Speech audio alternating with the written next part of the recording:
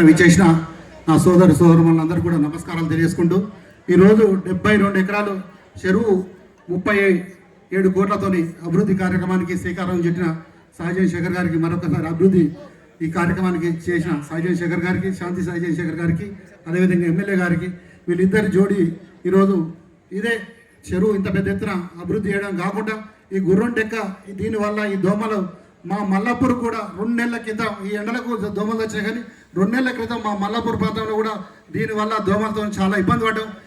ఇది చెరువు అభివృద్ధి కావడం మా మల్లాపూర్ కూడా చాలా వరకు కూడా దోమల బిడ్డ తగ్గుతుందని ఆ విషయం చెప్తామని ఈరోజు మైక్ తీసుకోవడం జరిగింది. అందుకే కాకుండా మన అన్నగారు మొన్ననే చెప్పినట్టుగా 100 పడకల ఆసుపత్రి కూడా మల్లాపూర్లో చాలా పెద్ద ఎత్తున కూడా 100 పడకల ఆసుపత్రి విక్రమ్ జాగలో అవుతున్నది. దాన్ని కూడా మొన్న 2 నెలల క్రితమే ఊహింపజేయడం జరిగింది. అయితే మన మల్లాపూర్లో కానీ, ఉప్పల్లో కానీ, నాచారంలో కానీ ఎక్కడైనా చాలా పెద్ద ఎత్తున మన సాయిజన్ శేఖర్ గారు చెప్పినట్టు 600 నుంచి సుమారు 700 కోట్ల వరకు ఇప్పటికే అన్నగారు తీసుకొచ్చిన ఘనత ఉంది.